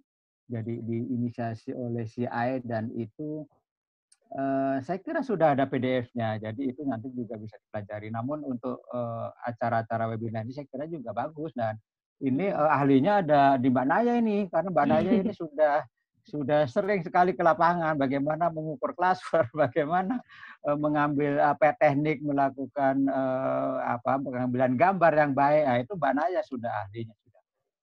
Iya, gitu. Pak Darmadi padahal guru saya loh Pak. Iya, menarik sekali. Memang secara nasional sudah Pak Darmadi betul sudah ada protokolnya. Nanti kalau memang ini kan materinya dibagikan ya, nanti kalau yang tertarik bisa email ke saya, lokasinya seperti di mana, punya komunitas atau kalau memang dari universitas kira-kira mahasiswa tertarik seperti apa, kita bisa support. Untuk yang WCS sedang kembangkan bersama beberapa mitra lokal itu adalah pendataan berbasiskan teknologi. Jadi kita pakai smartphone, kita pakai beberapa aplikasi yang ada di HP, nanti bisa diajarin. Tapi memang belum launching, masih trial and error. Tapi kalau memang itu nanti sudah settle beberapa bulan ke depan, itu mungkin bisa kita lakukan bersama dengan kolaborasi bersama seperti itu berdasarkan metode-metode yang standar. Dan untuk training hiu dan pari sebetulnya sudah beberapa kali dilakukan, tapi memang selama ini by request ya. Jadi misalnya ada teman-teman enumerator fisheries atau kakap kerapu atau perikanan yang lain meminta untuk training, kalau memang waktunya pas bisa duduk bareng-bareng, itu kami bisa melakukan training. Dan tentu saja nanti bisa minta tolong Pak Darmadi juga support. Kalau itu kayaknya kita udah beberapa kali ya Pak sebelumnya. Ya? Betul. Betul Pak. Dulu waktu offline beberapa kali memang sama Pak Darmadi berikan training. Kalau memang waktunya pas, ininya pas, saya rasa kok memang mungkin itu dilakukan. Oke. Ya, makasih Mbak Benaya. Nih, jadi teman-teman, kalau misalkan teman-teman ada yang tertarik untuk belajar lebih lanjut, Mbak Benaya sangat terbuka, bisa hubungi via email untuk, Mbak, saya pengen tahu lebih lanjut dong tentang ini, minta tolong diajarkan, bisa nge-email Pak Darmadi ataupun Mbak Benaya ya, teman-teman. Lanjut, Mbak, ada pertanyaan berikutnya. Bagaimana metode pemantauan perburuan dari pari gergaji dan spesies lainnya dari perkembangan penegakan hukumnya? Mungkin Pak Darmadi bisa tolong jelaskan. Perburuan ya? Iya, pemantauan perburuan dan spesies lainnya, perkembangan penegakan hukumnya ini gimana nih Pak? Iya, ini memang kalau di WCS itu ada namanya WCU. Nah, dia begini, jadi saya tertarik juga karena tekniknya ya, bagaimana dia sampai mengetahui bahwa itu produk yang dilarang. Jadi ada teknik, pertama kali saya cerita ya, jadi pada 5 tahun yang lalu, tiba-tiba saya ditelepon oleh seorang direktur, bahwa ada kasus di satu lokasi gitu. Dan saya bertemu dengan tim dari WCU. WCU itu adalah dia mengamati khusus untuk kriminal biota yang endangered. Nah, di situ kita membuat skenario ya, Jadi saat itu jadi saya saksi saja ya. Jadi mereka membuat skenario. Jadi dari tim itu berpura-pura menjadi pembeli, Mbak. Berpura-pura menjadi pembeli dan akhirnya berhasil. Ada yang pembeli dan ada yang penyandang dana begitulah ya, pura-puranya seperti itu dan akhirnya OTT ya. Itu salah satu teknik untuk mengetahui sehingga terbongkarnya illegal trading tadi. Nah, tetapi gini, ada tantangan untuk yang produk misalkan sirip ya. Nah, sirip ini juga perlu keahlian khusus untuk pengenalan. Nah, tadi presentasi kan saya sampaikan ya, ciri-ciri sirip pari gergaji dengan pari yang lain itu berbeda memang. Dan itu yang di sini yang berperan itu teman-teman dari UPT BPSPL, yaitu di bawah KKHL, di bawah Direktur Konservasi. Dan mereka sudah mahir lah, sudah tahu persis gitu bahwa itu ya kadang-kadang memang diskusi juga dengan saya gitu, benar nggak sih ini pari yang dimaksud gitu. Jadi seperti itu, Pak. Jadi paling tidak ada beberapa kasus yang sudah terbongkar seperti itu. Jadi kita membuat skenario bagaimana supaya OTT terjadi gitu. Ya. Nah, kalau dari NGO sendiri, Mbak, khususnya WCS terhadap pembongkaran illegal trading ini ada nggak sih, Mbak? Kan tadi kalau dari Pak Darmadi itu dari kementerian menyamar. Nah, kalau dari WCS sendiri gimana nih, Mbak? Ada nggak pendekatannya? Ya, memang ada dua untuk perburuan, kita melakukan dua metode untuk mensupport pemerintah. Salah satunya dengan patroli bersama teman-teman di NTT, DKP NTT, Polairut, DKP NTT untuk mengurangi perburuan parimanta di perairan NTT. Jadi patroli. Jadi tadi di foto foto PPT saya ada teman-teman yang fotonya patroli, mereka patroli bersama Pokmaswas, Polairut dan lain-lain untuk mengurangi perburuan parimanta. Terus yang kedua adalah memang selain patroli, selain penangkapan atau perburuan adalah melalui trade atau perdagangan. Memang itu nggak bisa sendirian, mungkin banyak skenario dan pasti dengan dukungan banyak pihak. Pasti ada ada BPSPL yang membantu, ada teman-teman karantina yang membantu, informasi dari teman-teman bea cukai, dan informasi-informasi tersebut yang nanti memang kita bantu, kita gunakan bersama untuk menggagalkan perdagangan tersebut, kayak gitu. Jadi memang nggak bisa sendirian untuk penegakan hukum, harus kolaborasi antar mitra atau antar lembaga. Ya betul, kontribusinya diperlukan ya Mbak untuk memutus mata rantai illegal trading ini. Betul. Nah, jika teman-teman ingin punya pertanyaan secara langsung, KP Bicara dipersilahkan dengan cara ngeklik raise hand ya pada aplikasi Zoom. Lalu ada pertanyaan berikutnya dari Ilham Muyanto, asal Universitas Teguh Umar Aceh. Salam Bebenaya yang sudah hadir di Bumi Teguh Umar sebagai pemateri dari WCS. Seperti diketahui bahwasannya masih banyak eksploitasi hiu dan pari terjadi di Indonesia, khususnya daerah saya di Kepulauan Simeulue. Pertanyaannya Bu, bagaimana cara yang baik untuk menghentikan kegiatan-kegiatan eksploitasi khusus kepada nelayan-nelayan daerah saya? Wah, ini ada sumber baru nih Mbak, bisa jadi potensi nih untuk approaching ke daerah Pulau Simeulue. Ya, terima kasih. Tentunya ya tadi ya kembali ya ke tadi yang sudah saya katakan, di mana kalau kita ngobrolnya adalah diskusinya ke nelayan yang sudah mentargetkan hiu selama 50 tahun atau 40 tahun gitu. Dia dari kecil mungkin dari umur 7 tahun udah ikut ayahnya nangkap hiu, terus kita tiba-tiba datang terus jangan nangkap hiu. Tentunya itu akan sulit. Jadi mungkin kita harus melakukan riset yang pasti dari hasil tangkapan dia, kira-kira mana yang memang menjadi prioritas pengelolaan, dan itu yang mungkin kita kelola bersama. Salah satunya yang di Tanjung Luar, mereka melakukan aktivitas penangkapan hiu memang dari tahun 70-an.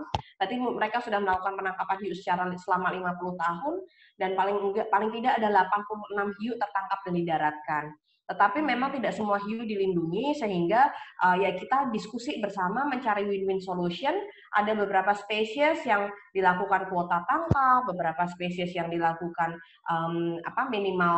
minimal tangkapnya ukurannya berapa, lalu bersama masyarakat kita bersepakat kalau nangkap hiu jangan di perairan yang dia hamil atau dia anakan, seperti itu. Sementara itu kita juga harus memberikan solusi-solusi nyata kalau kita ngomong kayak gitu ya. Jadi konservasi ini menarik. Kalau kita memperkenalkan konservasi ke nelayan yang biasanya mereka misal dapat duit 1 juta dari melaut, karena mereka melakukan upaya konservasi atau pengelolaan perikanan, bisa jadi mereka cuma dapat 500.000. PR-nya adalah gimana mereka punya 500.000 sisanya untuk ngasih makan anak istrinya, untuk nyekolahin anaknya, supaya mereka paling nggak dari 1 juta itu ya dapat 800.000 atau 900.000, berkurangnya nggak banyak. Nah, di situ memang harus diciptakan beberapa mata pencaharian alternatif. Jadi di NTB kita berusaha mengupayakan supaya istri para nelayan hiu itu mereka mulai bikin abon, mulai bikin kerupuk, lalu ABK yang misalnya lagi nggak nangkap hiu, ABK yang sudah tidak menangkap hiu lagi, kita fasilitasin dalam koperasi, dalam koperasi wisata. Jadi harus ada alternatif-alternatif yang ditawarkan. Kalau kita ngomong berhenti gitu aja, tentunya dia akan bingung. Ya, saya dari umur 7 tahun saya udah nangkap hiu, saya mau apa lagi? Dan tentunya langkah-langkah seperti itu butuh namanya riset yang memang tepat guna, tepat sasaran. Jadi itu yang memang tidak semudah itu kita ngomong hoax, stop, jangan tangkap hiu. Tetapi riset yang mendalam kita bisa kita bisa memberikan tawaran atau solusi kepada mereka supaya mengurangi eksploitasi untuk menjaga populasi tetap sehat. Mungkin itu salah satu lesson learn yang pernah yang saya lihat sendiri yang memang sedang berlangsung, tetapi semoga itu mungkin bisa dilakukan di tempat lain, tetapi juga tentunya melalui riset yang tepat guna. Kalau risetnya nggak pas, blunder, pasti juga nggak tepat sasaran, yang ada nelayan nggak akan mau gitu untuk dikelola bersama. Betul. Mungkin itu, dan itu juga risetnya juga dilakukan bersama Pak Darmadi terus. Iya, betul. Di sini memang peranan riset itu sangat penting ya, dan Pak Darmadi itu salah seorang yang udah lama banget terjun di dunia penelitian khususnya hiu dan pari ya Pak Darmadi. Ya, bisa saya tambahkan bahwa sebagai contoh Silakan. di Raja Ampat itu ya, tadinya memang ada nelayan yang dia targetnya shark and ray kan, tetapi dengan berkembangnya ekowisata di sana, sebagian nelayan itu bisa diarahkan untuk membangun homestay, dan itu sampai sekarang berjalan dengan baik gitu. Artinya itu satu lokasi ya. Memang kalau ada beberapa lokasi yang potensial untuk ekowisata, itu yang perlu kita kembangkan. Tapi kalau memang untuk mata pencarian itu memang perlu waktu. Betul kata Mbak Naya bahwa memang ini adalah perlu apa namanya penyadaran yang memerlukan waktu. Saya kira itu. Ya, terima kasih untuk Pak Darmadi atas jawabannya, dan terima kasih juga Mbak Benaya. Kebetulan nih teman-teman, waktu kita terbatas. Jika teman-teman memiliki pertanyaan lebih lanjut kepada pembicara, mungkin bisa juga untuk mengkontak beliau via email atau mengontak kita juga nggak apa-apa. Nanti kita akan teruskan ke pembicara karena kita memiliki keterbatasan waktu nih. Ya, sebelum ditutup, ada pesan-pesan nggak sih Mbak Benaya dan Pak Darmadi untuk generasi-generasi berikutnya nih terhadap konservasi pari khususnya di Indonesia? Ya, silakan Pak Darmadi. Iya, yang perlu diketahui adalah bagaimana pengetahuan dasar. Jadi mungkin mulai dari sekolah SD itu mulai diperkenalkan dulu. Ya, perkenalkan untuk biota-biota yang endangered species, dan itu perlu dilindungi seperti itu. Jadi secara ya sebagai pendidikan dasar dari SD sudah kita mulai ke arah sana gitu. Nanti baru mulai sampai dengan peningkatan pendidikan itu mulai diarahkan ke arah ke konservasinya. Saya kira itulah. Ya, poinnya adalah pengenalan sejak dini. Jadi teman-teman yang Pengenalan punya sejak adik, dini. kenalin dari sekarang ya. Betul. Untuk Mbak Dikenalkan Benaya, Mbak? dulu. Ya, betul, Pak. Untuk Mbak Benaya, pesan-pesan ini. Tidak kenal maka tak sayang ya. Sayang, betul, Pak. Betul, Kenal maka tak sayang. Oke, terima kasih Mbak Willy.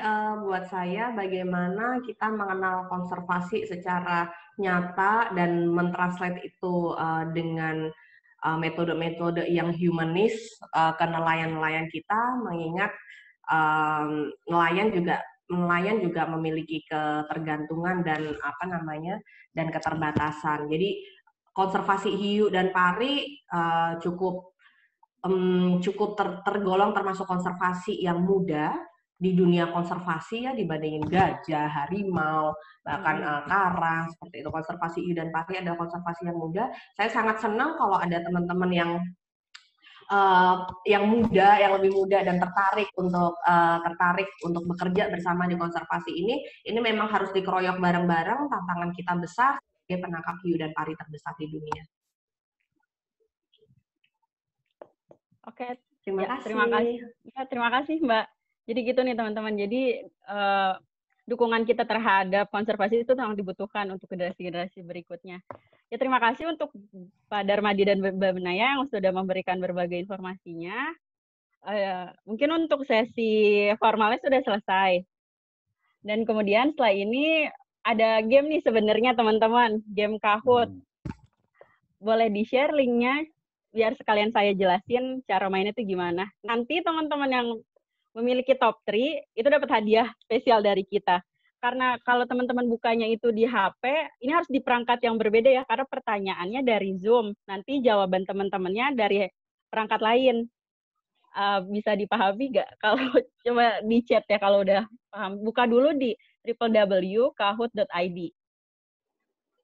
Dan kebetulan ini terbatas, jadi cepet-cepetan ya teman-teman untuk 50 orang pertama. Sudah bisa buka di www.kahoot.id.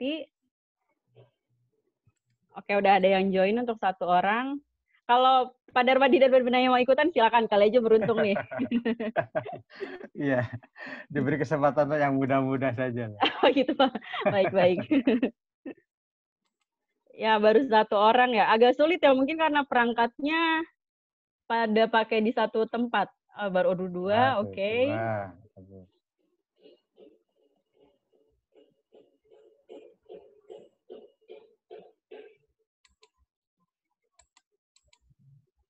Oke, agak sulit nih. Oke, baru 4 pemain. 5. Nanti tinggal input aja game pin-nya nih, 6762 866 di game pin. Oke, udah mulai banyak yang ikutan. Nah, nanti kalau teman-teman udah keluar hasil akhirnya, kalau udah merasa juara 1, 2, 3, jangan lupa di screenshot ya. Nanti dikirimin ke kita sebagai tanda bukti kalau teman-teman yang top 3. Oke.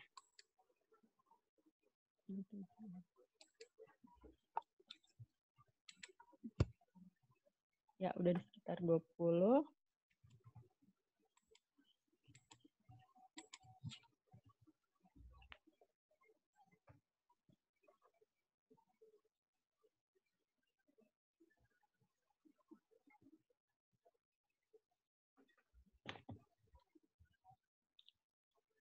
Tambah banyak.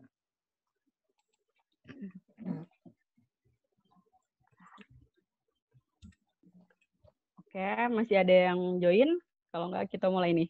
28.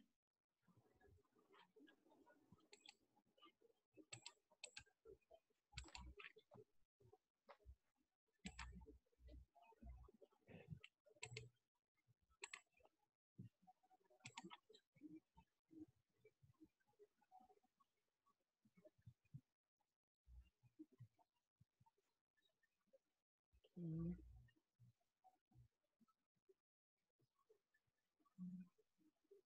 32.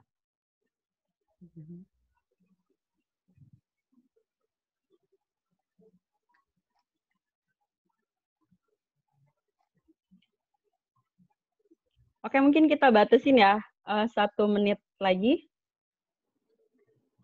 Kalau tidak ada yang join, kita akan main sebanyak 32 orang pemain aja.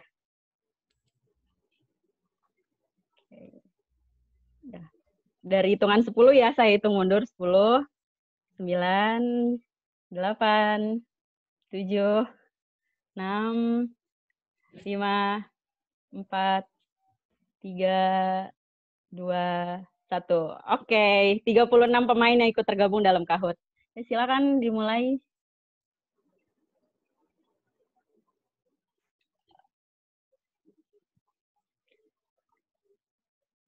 Gimana perasaan tentang kuis ini? Tinggal dipilih aja ya, teman-teman. Cocokin warnanya.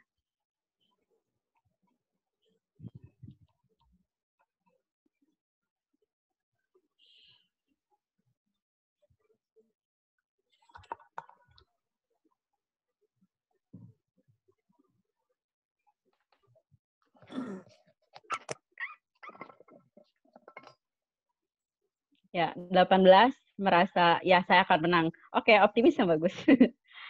Smart Piranha peringkat 1 karena dia lebih cepat. Apa pembeda hiu utama? Ya, ini tadi materinya nih tadi apa ya?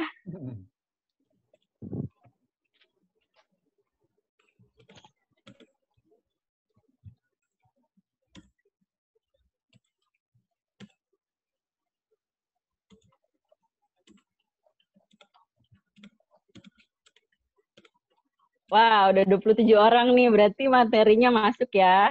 Lanjut. Pari gergaji termasuk kelompok ikan apa?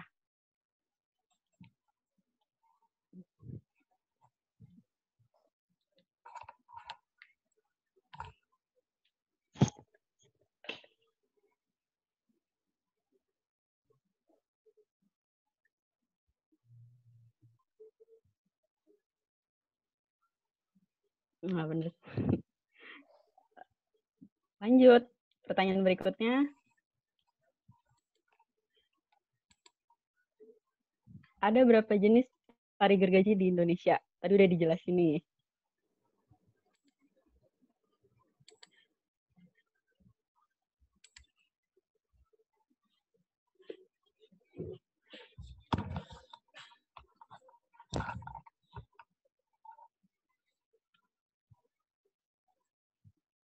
Wah, benar 21 orang. Mantap, mantap. Oke, lanjut. Nah, apa nama bagian pari gergaji yang menyerupai gergaji? Yang nilainya mahal nih, tadi udah sering disebutin.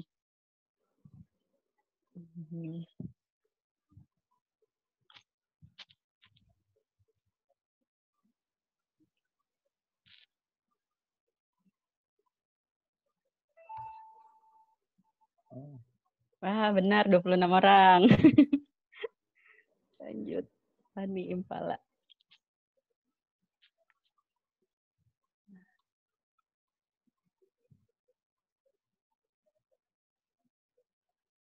Ini jawaban benar atau salah?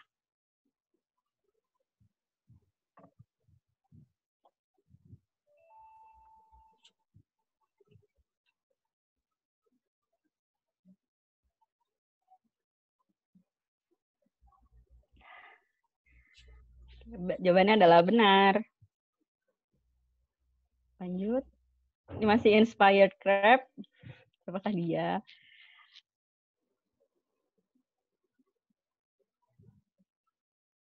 Ayo, berapa jenis persen hiu dan pari di dunia yang terancam punah?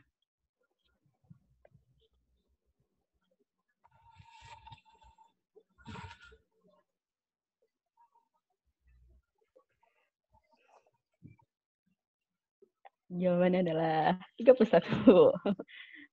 Masih banyak yang miss. Tani Impala. Nah ini tadi Mbak Benaya nih yang sharing.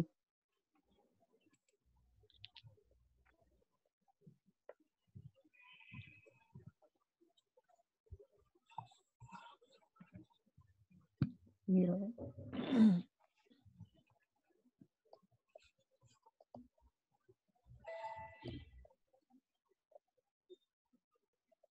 Ya, betul. 1990. Oke. Pertanyaan 2 terakhir. Mana bukan tantangan konservasi pari gergaji? Nah, tadi ini Pak Darmadi yang share nih.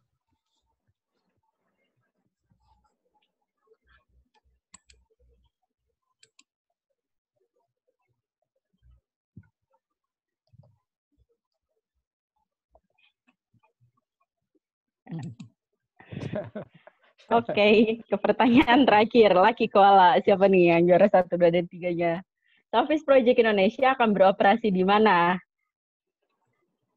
Mungkin ya udah kepo IG kita, pada tahu ya kita akan riset di mana.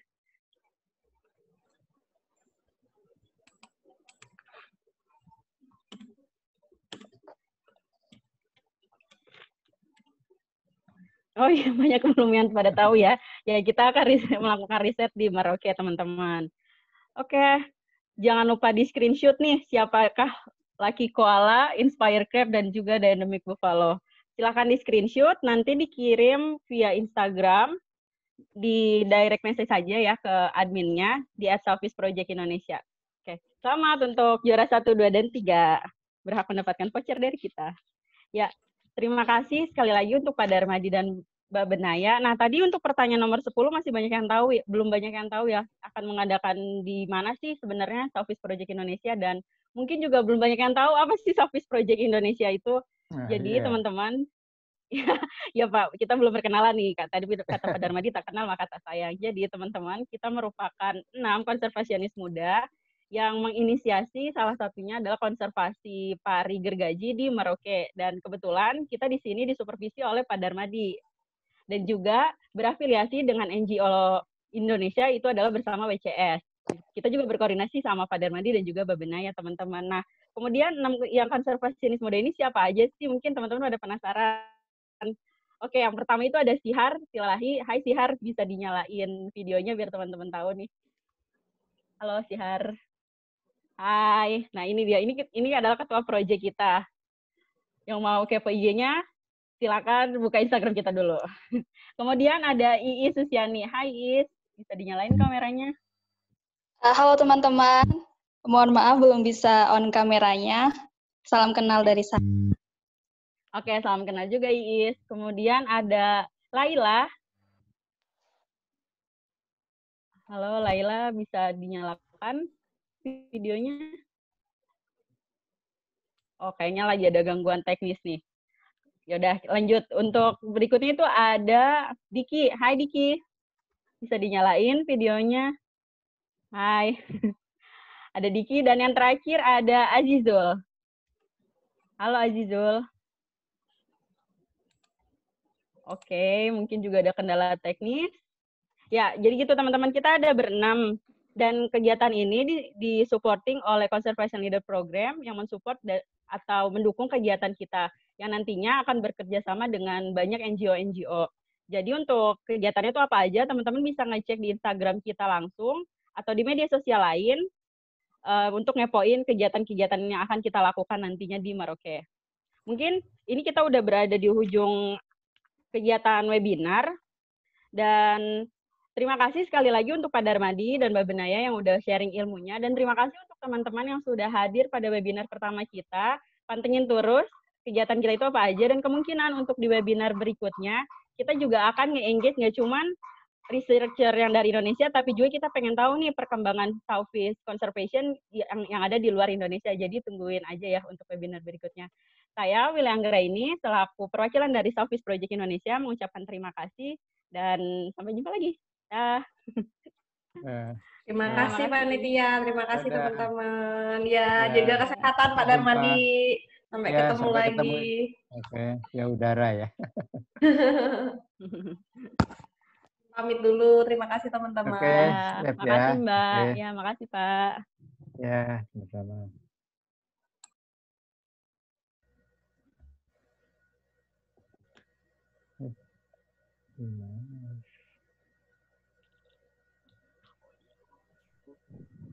Pak Darmadi, makasih ya Pak. Oh iya, sama-sama. Sama-sama.